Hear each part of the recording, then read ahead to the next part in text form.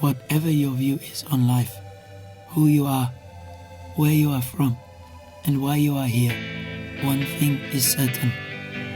Your physical body and non-physical mind or consciousness is on a journey of discovery. We must never stop investigating, never stop experimenting, never stop questioning. No fear, only love. No anger, only compassion and forgiveness. 'Cause this is just the way it's meant to be. This is just the way it's meant to be. This is just the way it's meant to be. This is just the way it's meant to be.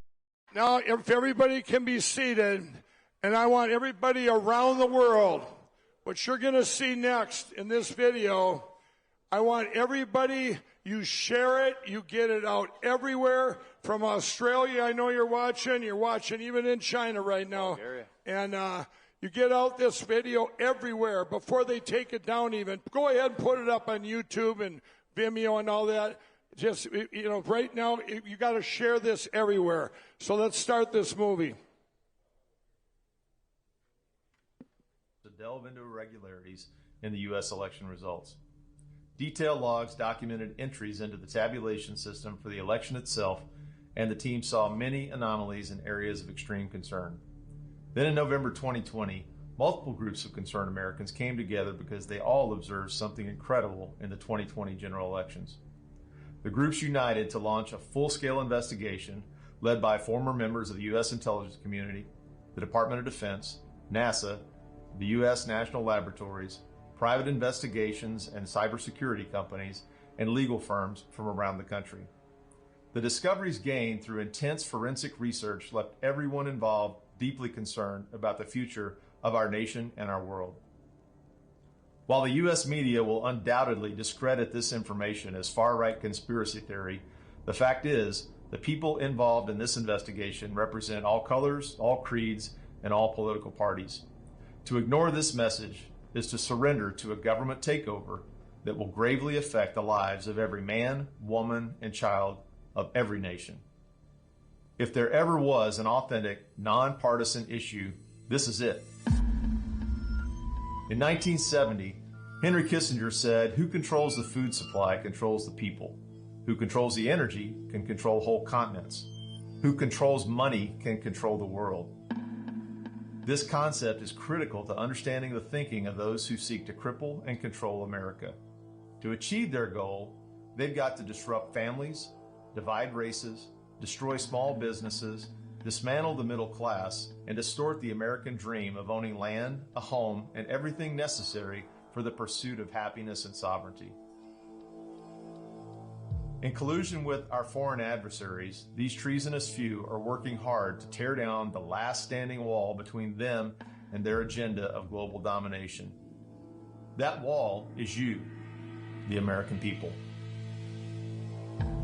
By focusing on specific election system vulnerabilities, our investigation confirmed that the entire U.S. election system is under the total control of private equity firms and foreign money. UBS Securities LLC New York and UBS Securities Company Limited Beijing injected hundreds of millions of dollars into Staple Street Capital, the current owner of Dominion Voting. UBS currently holds the intellectual property of Dominion as their equity collateral.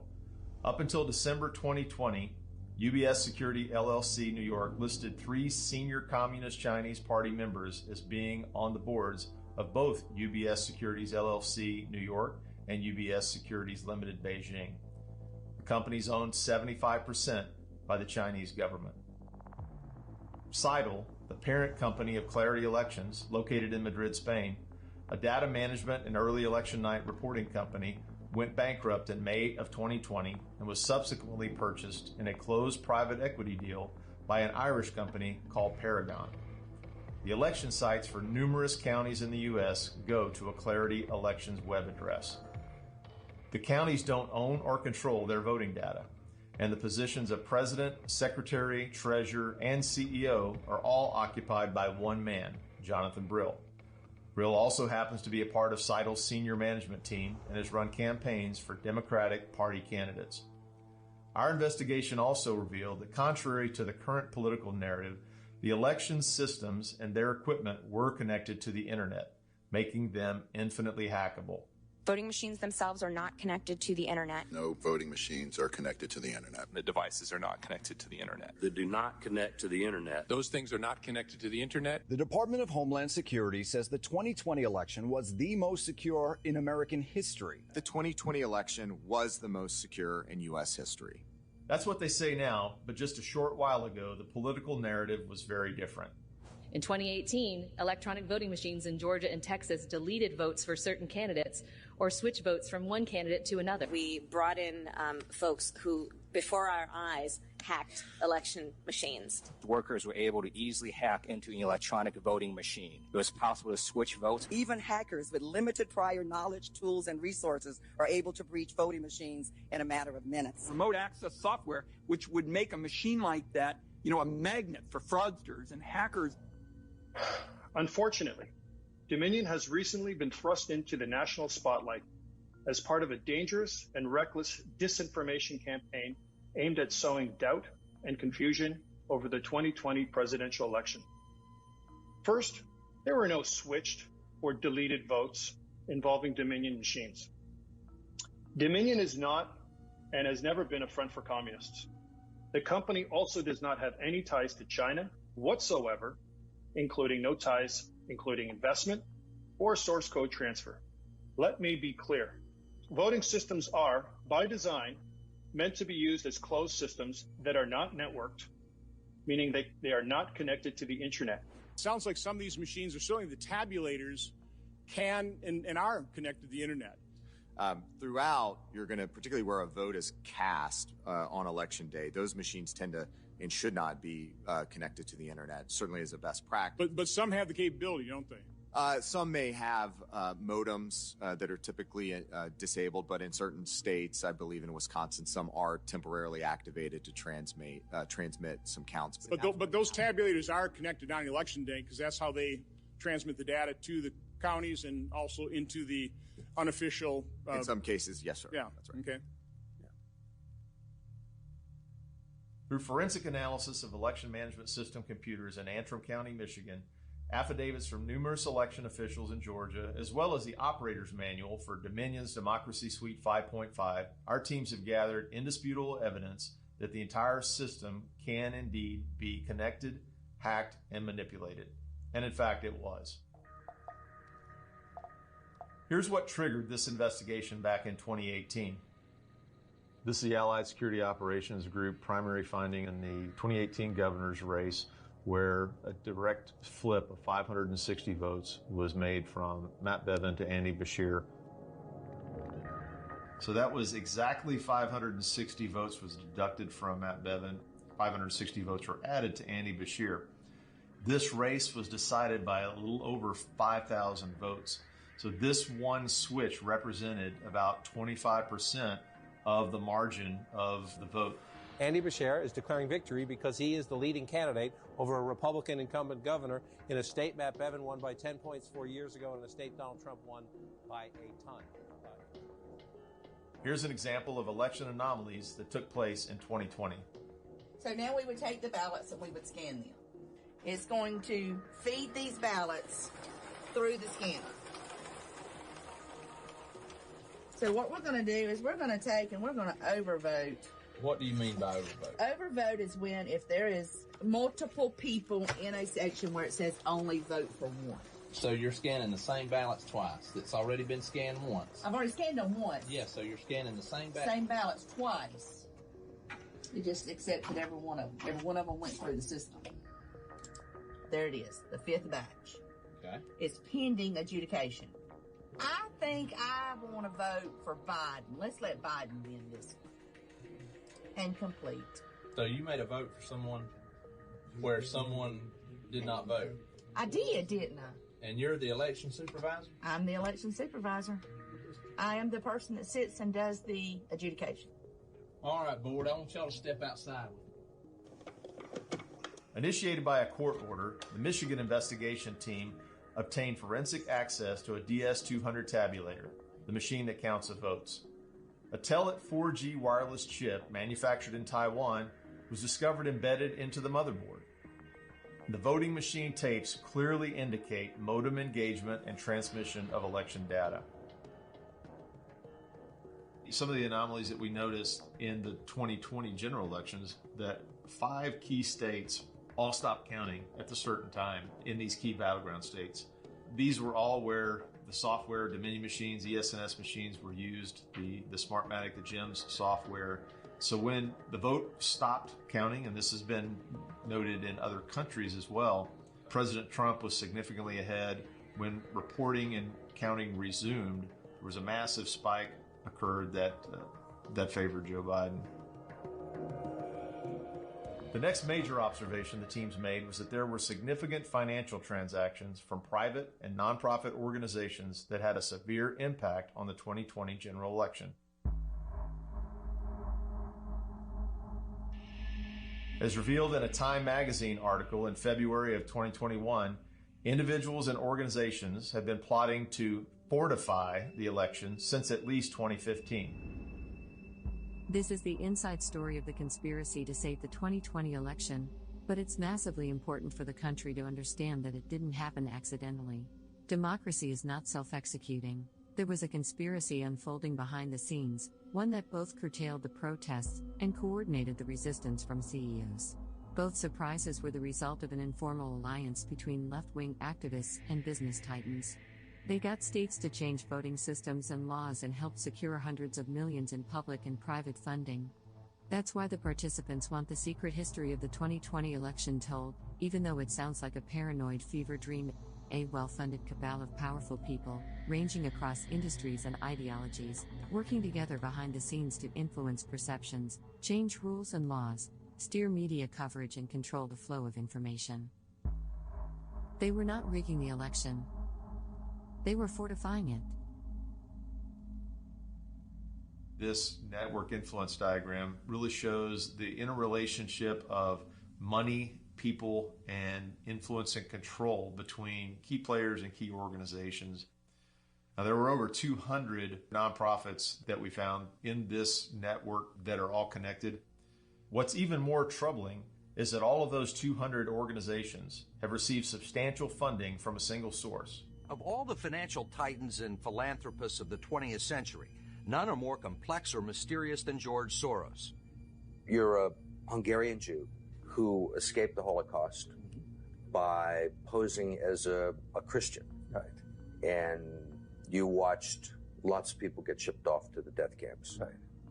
And I would say that that's when my character was made. My understanding is that you went out with this protector of yours. Yes. Went out, in fact, and helped in the confiscation of property from the Jews. That's right.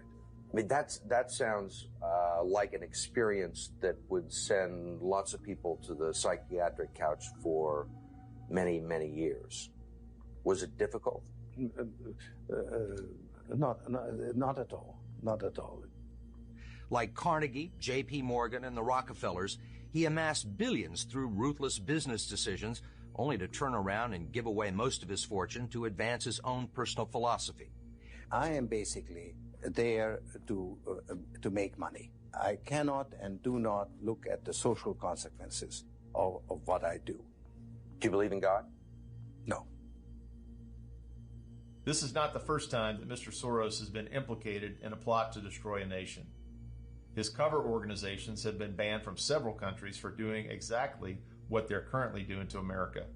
The Philippines, Russia, Turkey, Poland, Pakistan, as well as Soros' own homeland of Hungary, have learned the hard way the true intentions of this ruthless multi-billionaire. És egy percig sincsen kétségem afelől, hogy Soros György és a vele együttműködők mindent megtesznek, minden alkalmat megragadnak, hogy azokat a kormányokat, amelyek... The growing emergency unfolding at the southern border. Thousands of Central American migrants are vowing to continue their march to the U.S. border. Has surged in recent weeks, alarming officials who are strapped for resources. And overwhelmingly elected with George Soros' money, and they're a major cause of the violence we're seeing because they keep putting the violent criminals back on the street. I'm not sure we need to bring George Soros into this. I was going to say you get the last word, Speaker. He paid for it. I mean, why can't we discuss the fact that millions of dollars he spent? I agree with Melissa. George Soros doesn't need to be a part of this conversation. Okay. So it's verboten. All right, we're going to.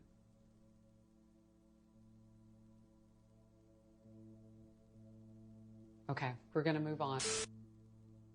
It was in 2006 when Soros said the main obstacle to a stable and just world is the United States. Translated into truth, that sentence would read, the main obstacle to destabilizing the world is the United States. While Soros is often accused of unfounded conspiracies, that should not detour from the heinous crimes against humanity that he's actually guilty of. Many of those crimes he keeps hidden in plain sight.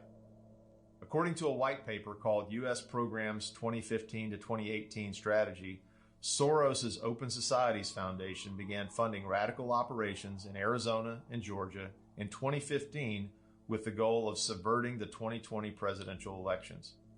Through massive campaign contributions and nonprofit funding, Soros owns and controls countless public officials, university professors, teachers' unions, mayors, district attorneys, judges, congressmen, senators, secretaries of state, sheriffs, governors, and electronic voting machine companies around the world. In 2010, George Soros shocked even his most devout loyalists when he declared that China has a better functioning government than the United States. While the Chinese people should be considered friends and allies, the Chinese Communist Party is anything but.